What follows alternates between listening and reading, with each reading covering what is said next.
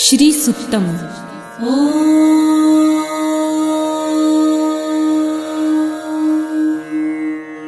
हिरण्यवर्णां हरिणीं सुवर्णरजतस्रजां चन्द्रां हिरण्मयीं लक्ष्मीं जातवेदो महावह ताम आवह जातवेदो लक्ष्मीमनपगामिनीं यस्यां हिरण्यं विन्देयं गामश्वं पुरुषानहम् अश्वपूर्वां रथमध्यां हस्तिनादप्रबोधिनीं श्रियं देवीमुपह्वये श्रीर्मा देवी जुषताम् कासोऽस्मितां हिरण्यप्राकाराम् आर्द्रां ज्वलन्तीं तृप्तां तर्पयन्तीं पद्मे स्थितां पद्मवर्णां तामिहोपह्वये श्रियम् चन्द्रां प्रभासां यशसा ज्वलन्तीं श्रियं लोके देवजुष्टामुदाराम् तां पद्मिनीं शरणमहं प्रपद्ये लक्ष्मीर्मे नश्यतां त्वां वृणे आदित्यवर्णे तपसोऽधिजातो वनस्पतिस्तव वृक्षोऽथ बिल्वः तस्य फलानि तपसानुदन्तु मायान्तरायाश्च बाह्या अलक्ष्मीः उपैतु मां देवसखः कीर्तिश्च मणिना सह प्रादुर्भूतोऽसुराष्ट्रेऽस्मिन् कीर्तिमृद्धिं ददातु मे शुत्वपासामलां ज्येष्ठाम् अलक्ष्मीं नाशयाम्यहम् अभूतिं समृद्धिं च सर्वानिर्णुद मे गृहात् गन्धद्वारां दुराधर्षां नित्यपुष्टां करिषिणीम् ईश्वरीं सर्वभूतानां तामिहोपह्वये श्रियम् मनसः काममाकुतिं वाचः सत्यमशीमहि पशूनां रूपमन्नस्य मयि श्रीक्षेयतां यशः कर्दमे प्रजाभूता मयि सम्भव कर्दम श्रियं वासय मे कुले मातरं पद्ममालिनीम्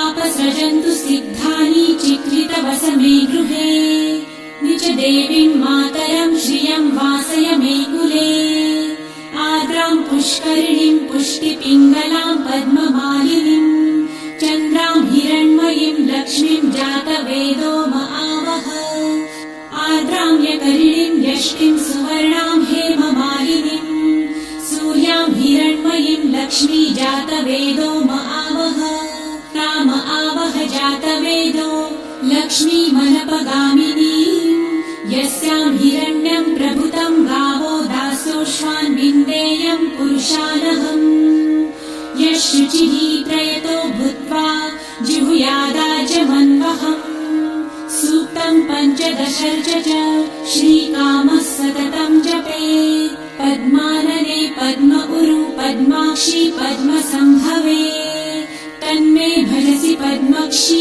येन सौख्यं लभाम्यहम् अश्वदायै गोदायै धनदायै महाधने धनं मे लभतां देवी सर्वकामाश्च देहि मे पद्मानने पद्मविपत्रे पद्मप्रिये पद्मदलायताक्षी विश्वप्रिये विष्णुमनोनुकूले त्वत्पादपद्मं मयि सन्निधस्त्वम् पुत्रपौत्रं धनं धान्यं हस्ताश्वादिगवेरथम् प्रजानां भवसि माता आयुष्मन्तं करोतु मे धनमग्निर्धनं वायुर्धनं सूर्यो धनं वसु धनमिन्द्रो बृहस्पतिर्वरुणं धनमस्तु मे वैनतेय सोमं पिबतु वृतः सोमं धनस्य सोमिनो मह्यं ददातु सोमिनः न क्रोधो न च मात्सर्य न लोभो नाशुभामतिः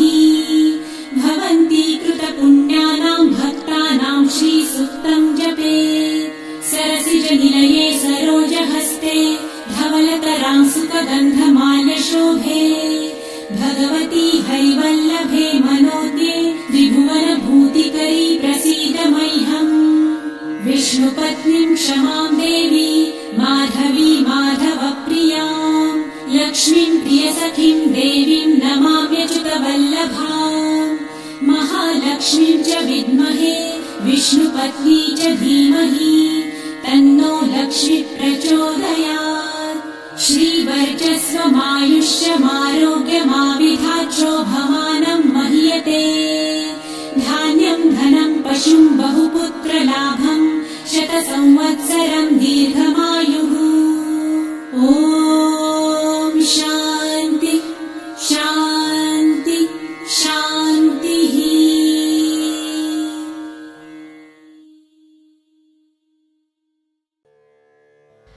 अर्गला स्तोत्रम. सर्व देवींना नमस्कार करून त्यांचे गुणगान करणारे हे स्तोत्र. ह्या स्तोत्राच्या दुसऱ्या ओळींमधून आपल्याला यशधन कीर्ती प्राप्त होऊन शत्रूचा विनाश होतो. हे स्तोत्र दिवसभरामध्ये कधीही ऐकू किंवा म्हणू शकता. अथ अर्गला स्तोत्रम्. ॐ अस्य श्री अर्गला स्तोत्रमन्त्रस्य विष्णु ऋषिः अनुष्टुप् छन्दः श्री महालक्ष्मीर्देवता श्री जगदम्बा प्रीतये सप्तशती पाठाङ्गत्वेन जपे विनियोगः. ॐ नमश्चण्डिकायै. मार्कण्डेय उवाच. ॐ जय त्वं देवी चामुण्डे जय भूतापहारिणी जय सर्वगते देवी कालरात्रि नमोऽस्तुते.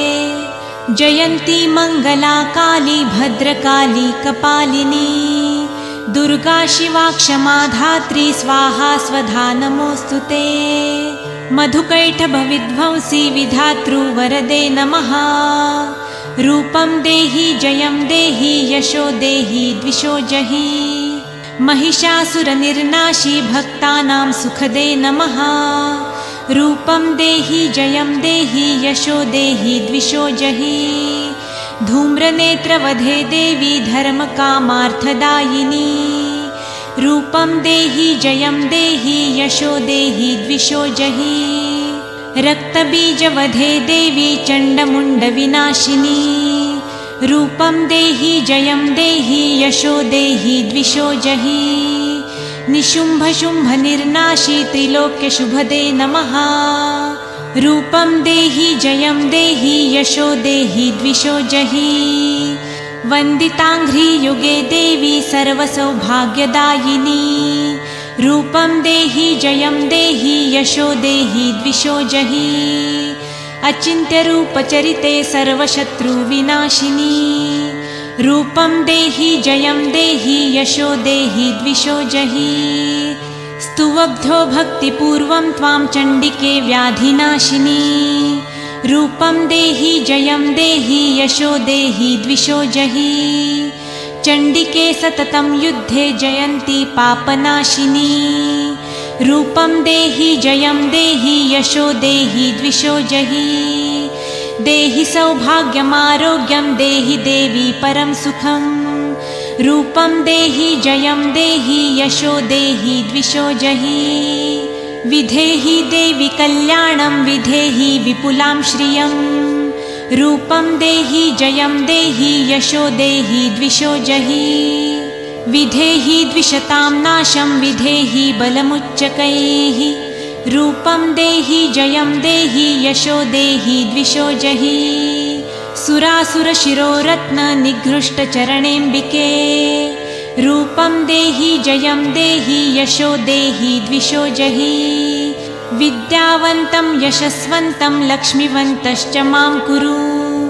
रूपं देहि जयं देहि यशो देहि द्विषो जहि. देवी प्रचण्डदौर्दण्ड्य दैत्यदर्पनिषूदिनी. रूपं देहि जयं देहि यशो देहि द्विषो जहि. प्रचण्डदैत्यदर्पघ्ने चण्डिके प्रणताय मे. रूपं देहि जयं देहि यशो देहि द्विषो जहि. चतुर्भुजे चतुर्वक्त्र संसुते परमेश्वरी. रूपं देहि जयं देहि यशो देहि द्विषो जहि. कृष्णेन संस्तुते देवी शश्वद्भक्त्या सदाम्बिके. रूपं देहि जयं देहि यशो देहि द्विषो जहि. हिमाचलसुतानाथ संस्तुते परमेश्वरी. रूपं देहि जयं देहि यशो देहि द्विषो जहि. इन्द्राणीपति सद्भावपूजिते परमेश्वरी रूपं देहि जयं देहि यशो देहि द्विषो जहि देवी भक्तजनोद्दाम दत्तानन्दोदयेऽम्बिके रूपं देहि जयं देहि यशो देहि द्विषो जहि भार्यां मनोरमां देहि मनोवृत्तानुसारिणीं रूपं देहि जयं देहि यशो देहि द्विषो जहि तारिणी दुर्गसंसारसागरस्याचलोद्भवे रूपं देहि जयं देहि यशो देहि द्विषो जहि इदं स्तोत्रं पठित्वा तु महास्तोत्रं पठेन्नरः सप्तशतीं समाराध्य वरमाप्नोति दुर्लभम् इति श्रीमार्कण्डेयपुराणे अर्गलास्तोत्रं समाप्तम्।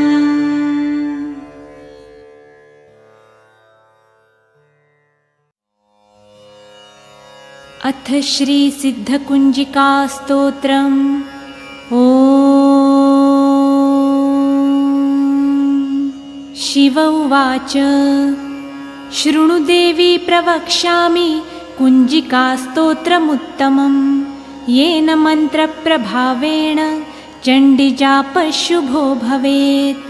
न कवचं नार्गलास्तोत्रं कीलकं न रहस्यकं न सूक्तं नापि ध्यानं च न न्यासो न च वार्चनं कुञ्जिकापाठमात्रेण दुर्गापाठफलं लभेत्।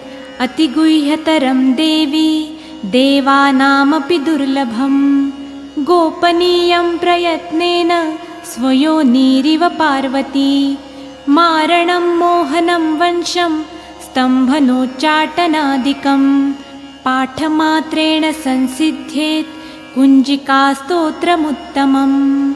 अथ मन्त्रः ॐ ऐं ह्रीं क्लीं चामुण्डायै विच्चे ॐ ग्लौं हुं क्लीं जुं सः ज्वालय ज्वालय ज्वल ज्वल प्रज्वल प्रज्वल ऐं ह्रीं क्लीं चामुण्डायै विच्चे ज्वल हं सं लं क्षं फट् स्वाहा इति मन्त्रः। नमस्ते रुद्ररूपिण्यै नमस्ते मधुमर्दिनी नमः कैटभहारिण्यै नमस्ते महिषार्दिनी नमस्ते शुम्भहन्त्रै च निशुम्भासुरघातिनी जाग्रतं हि महादेवी जपं सिद्धं कुरुष्व मे। ऐङ्कारी सृष्टिरूपायै ह्रीङ्कारी प्रतिपालिका क्लीङ्कारी कामरूपिण्यै बीजरूपे नमोऽस्तु ते। चामुण्डा चण्डघाती च यैकारी वरदायिनी विच्चे चाभयदा नित्यं नमस्ते मन्त्ररूपिणी। धां धीं धूं धुर्जटे पत्नी वां वीं वुं वागधीश्वरी क्रां क्रीं क्रूं कालिका देवी शां शीं शूं मे शुभं कुरु। हुं हुं हुंकाररूपिण्यै जं जं जं जम्भनादिनी भ्रां भ्रीं भ्रूं भैरवी भद्रे भवान्यै ते नमो नमः। ॐ अं कं चं टं तं पं यं शं विं जुं ऐं विं हं क्षं धिजाग्रं धिजाग्रं त्रोटय त्रोटय दीप्तं कुरु कुरु स्वाहा। पां पिं पुं पार्वती पूर्णा खां खीं खुं खेचरी तथा सां सिं सुं सप्तशती देव्या मन्त्रसिद्धिं कुरुष्व मे। इदं तु कुञ्जिकास्तोत्रं मन्त्रजागर्ति हेतवे अभक्तेनैव दातव्यं गोपितं रक्ष पार्वती। यस्तु कुञ्जिकाया देवी हीनां सप्तशतीं पठेत् न तस्य जायते सिद्धिररण्ये रोदनं यथा। इति श्रीरुद्रयामले गौरीतन्त्रे शिवपार्वतीसंवादे कुञ्जिकास्तोत्रं सम्पूर्णम्। ॐ तत्सत्।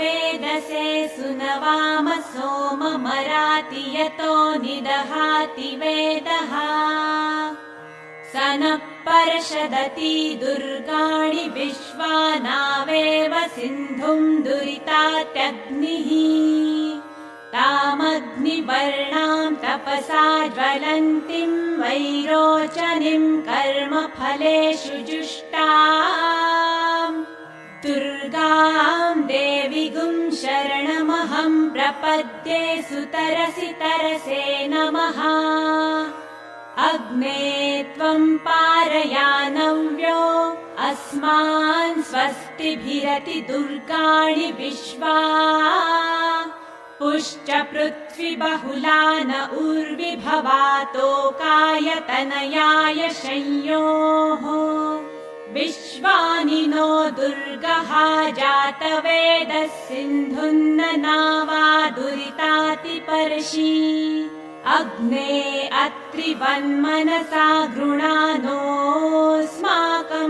बोध्यविता तनूनाम् कृतनाजितगुं सहमानमुग्रमग्निगुं भुवेम परमात्सधस्थात्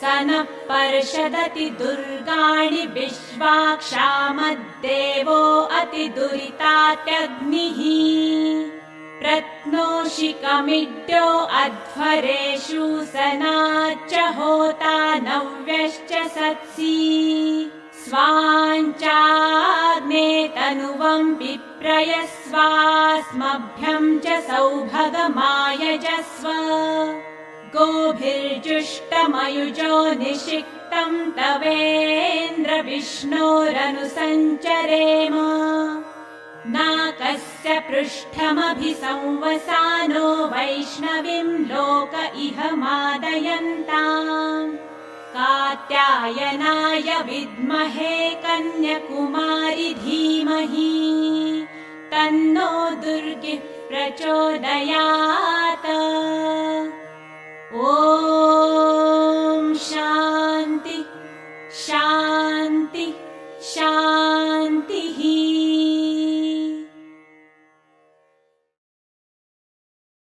ॐ नमश्चण्डिकायै मार्कण्डेय उवाच ॐ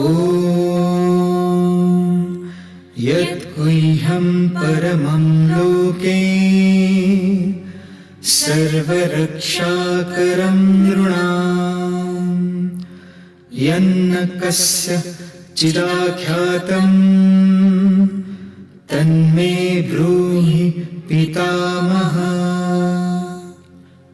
ब्रह्मोवाच अस्ति गुह्यतं विप्रा सर्वभूतोपकारकम्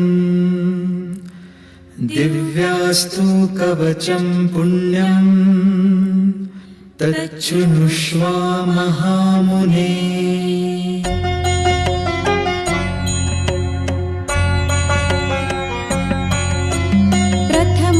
शैलपुत्री च द्वितीयं ब्रह्मचारिणी तृतीयं चन्द्रघण्टेति कुष्माण्डेति चतुर्थकं पञ्चमं स्कन्दमातेति षष्ठं कात्यायनीति च सप्तमं कालरात्रीति महागौरीति चाष्टमं नवमं सिद्धिदात्री च नवदुर्गा प्रकीर्तिता उक्तान्येतानि नामानि ब्रह्मणैव महात्मना अग्निना दह्यमानस्तु शत्रुमध्ये गतो रणे विषमे दुर्गमे चैव भयार्ता शरणं गतः न तेषां जायते किञ्चित् शुभं रणसङ्कटे नापदं तस्य पश्यामि शोकदुःख भयं नहि यैस्तु भक्त्या स्मृता नूनं तेषां वृद्धि प्रजायते ये त्वां स्मरन्ति देवेशि रक्षसे तान्न संशयः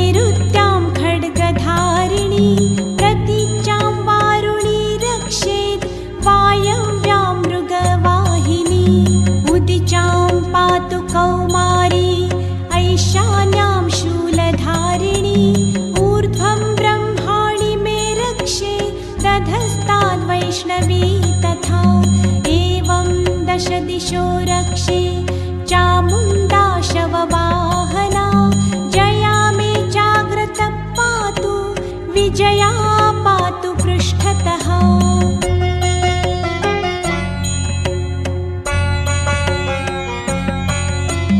अजिता वामपार्श्वे तु दक्षिणे चापराजिता शिखामुद्योतिनी रक्षे दुमामूर्ध्नि व्यवस्थिता मालाधरी ललाटे च भ्रुवौ रक्षेद्यशस्विनी त्रिनेत्रा च भ्रुवोर्मध्ये यमघण्टा च नासिके शङ्खिनी चक्षुषोर्मध्ये श्रोत्रयोर्द्वारवासिनी कपोलौ कालिका रक्षेत् कर्णमूले तु शाङ्करी नासिकायां सुगन्धा च उत्तरोष्ठे च चर्चिका अधरे चामृतकला जिह्वायां च सरस्वती दन्तान् रक्षतु कौमारी कण्ठदेशे तु चण्डिका घण्टिकां चित्रघण्टा च महामाया च तालुके कामाक्षी चिबुकं रक्षेत् वाचं मे सर्वमङ्गला ग्रीवायां भद्रकाली च पृष्ठवंशे धनुर्धरी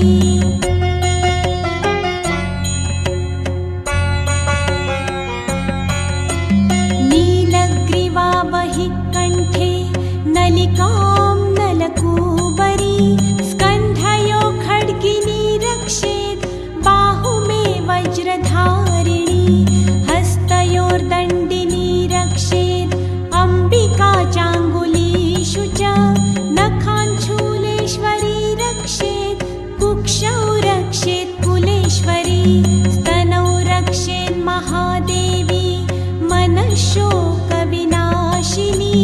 हृदये ललिता देवी उदरे शूलधारिणी नाभौ च कामिनी रक्षेत् गुह्यं गुह्येश्वरी तथा पूतना कामिका मेढ्रं गुदे महिषवाहिनी कट्यां भगवती रक्षेत् जानुनी विन्ध्यवासिनी जङ्घे महाबला रक्षेत् सर्वकामप्रदायिनी गुल्फयोर्नारसिंही च पादपृष्ठे तु तैजसी पादाङ्गुलिषु श्रीरक्षेत् पादाधस्थलवासिनी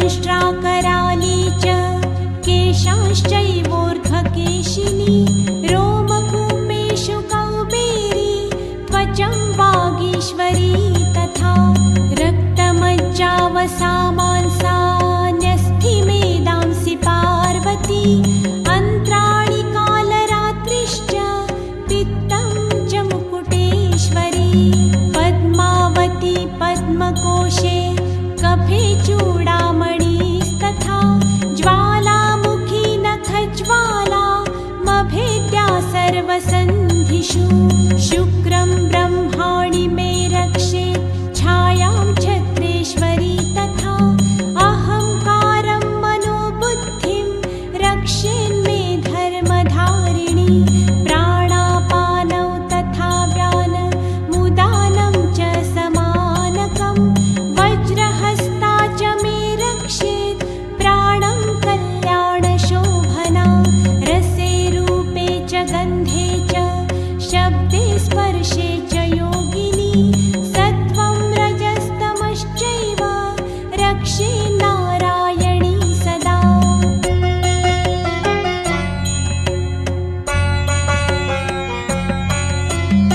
आयुरक्षतु वाराही धर्मं रक्षतु वैष्णवी यशकीर्तिं च लक्ष्मीं च धनं विद्यां च चक्रिणी गोत्रमिन्द्राणि मे रक्षेत् पशून् मे रक्ष चण्डिके पुत्रान् रक्षेन्महालक्ष्मीर्भार्यां रक्षतु भैरवी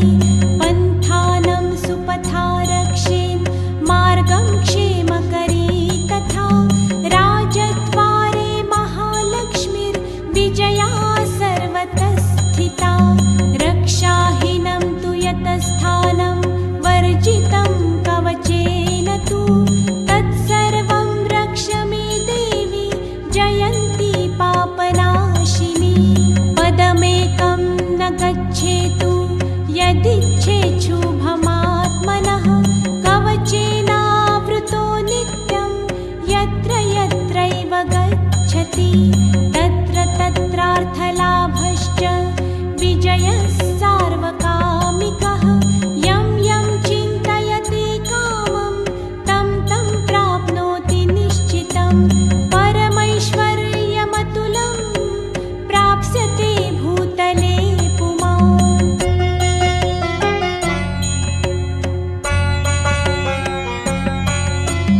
निर्भयो जायते मर्त्यः सङ्ग्रामेष्वपराजितः त्रैलोक्ये तु भवेत् पूज्यः कवचेनावृतः पुमान् इदं तु देव्या कवचं देवानामपि दुर्लभं यः पठेत् प्रयतो नित्यं त्रिसन्ध्यं श्रद्धयान्वितः दैवी कला भवेत् तस्य त्रैलोक्येष्वपराजितः जीवेत् वर्षशतं साग्रमपमृत्युविवर्जितः नश्यन्ति व्याधयः सर्वे लुता विस्फोटकादयः स्थावरं जङ्गमं चैव कृत्रिमं चापि यद्विषम् अभिचाराणि सर्वाणि मन्त्रयन्त्राणि भूतले भूचराखेचराश्चैव जलज्जाश्चोपदेशिकः सहजा कुलजामाला डाकिनी शाकिनी तथा अन्तरिक्षचरा घोरा डाकिनश्च महाबलः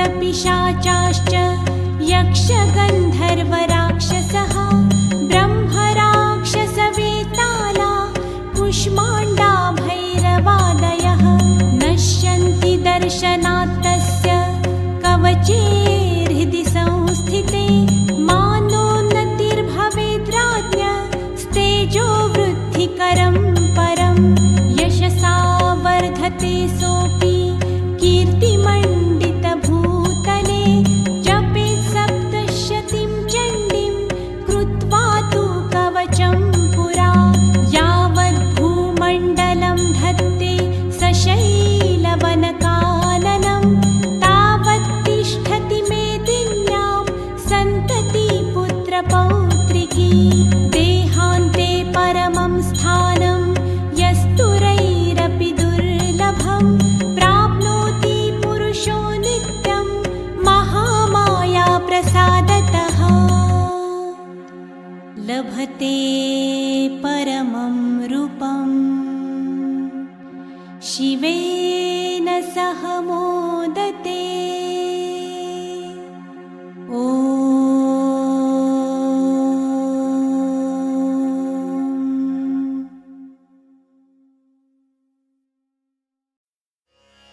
भगवती स्तोत्रम् जय भगवती देवी नमो वरदे जय पापनिवासिनी बहुफलदे जय शुम्भनिशुम्भकपालधरे प्रणमामि तु देवी नरार्तिहरे जय चन्द्रदिवाकरनेत्रधरे जय पावकभूषितवक्त्रवरे जय भैरवदेहनीलपरे जय अन्धकदैत्यविशोषकरे जय महिषविमर्दिनि शूलकरे जय लोकसमस्तकपापहरे जय देवी पितामहविष्णुते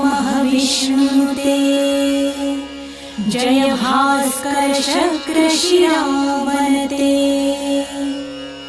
जय षण्मुखसायुध ईशनुते जय सागरगामिनि शम्भुनुते जय दुःखदरिद्रविनाशकरे जय पुत्रकलत्रविवृद्धिकरे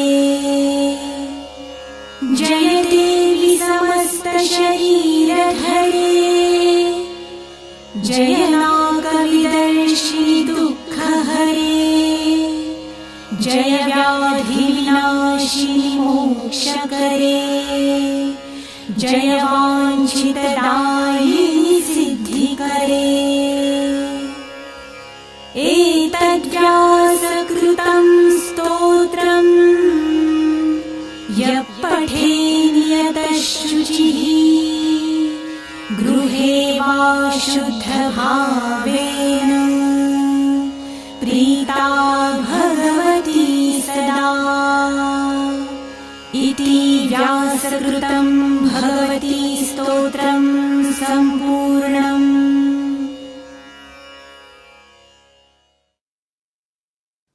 ॐ नमश्चण्डिकायै मार्कण्डेय उवाच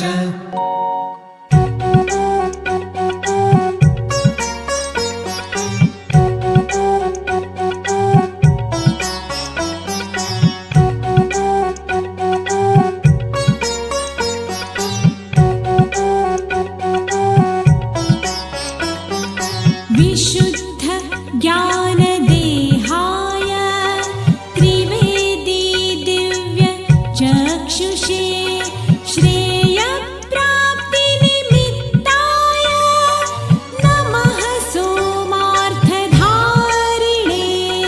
सर्वमेतद्विजानीयान् मन्त्राणामपि कीलकम् सोऽपि क्षेममवाप्नोति सततं जाप्य तत्परः।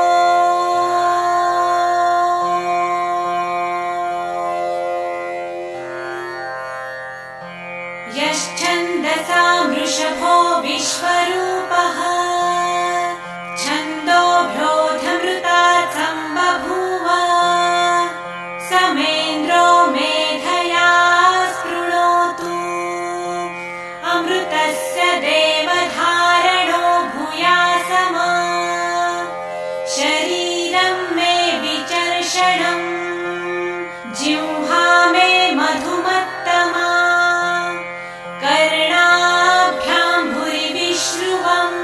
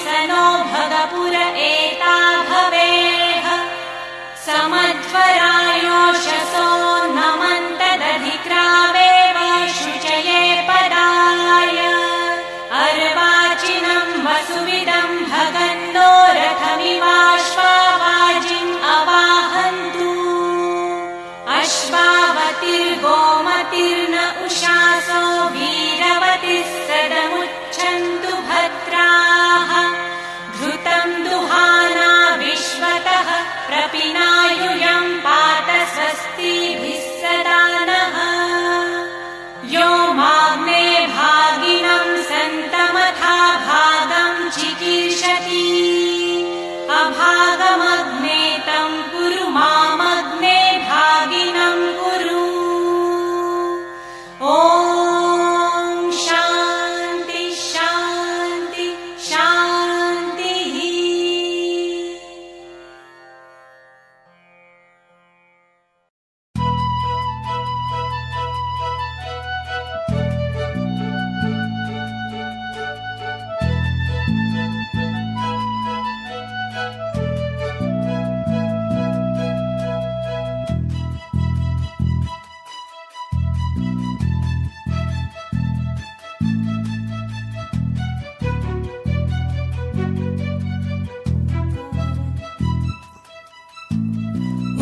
ओङ्काररूपिणी लक्ष्मीर्विष्णोर्हृदय संस्थिता विश्वाङ्गनन्दिनी नन्दा नन्दाक्षि बिन्दुरूपिणी हस्तिनी पद्मिनी चक्रा सूताम्रकमलाक्षिणी विष्णुशक्ति ख्याता स्वानन्दशक्तिरूपिणी महादेव्यै च विद्महे विष्णुपत्न्यै च धीमहि तन्नो लक्ष्मी प्रचोदयात्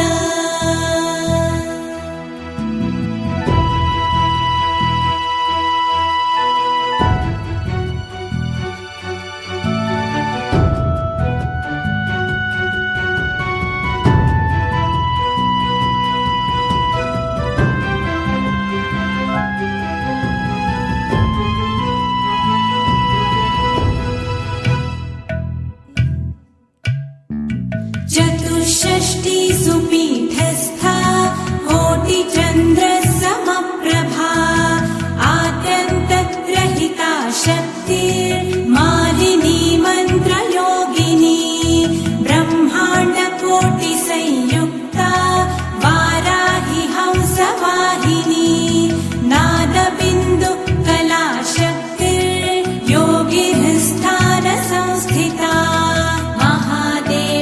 च विद्महे विष्णुपत्न्यै च धीमहि तन्नो लक्ष्मी प्रचोदयात्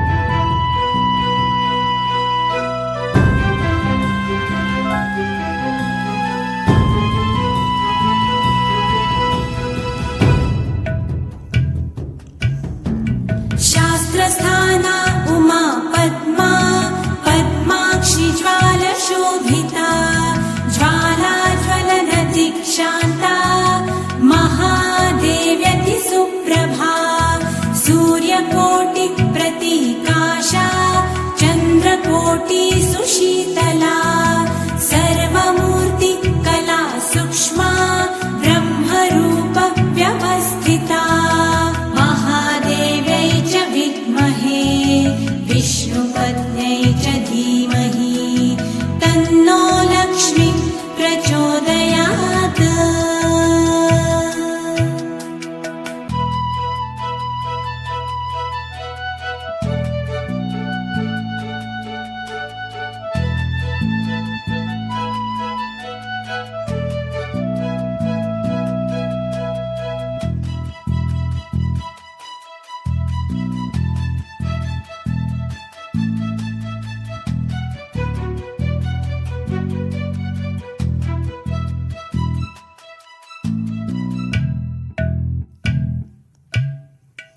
अकारो ब्रह्मण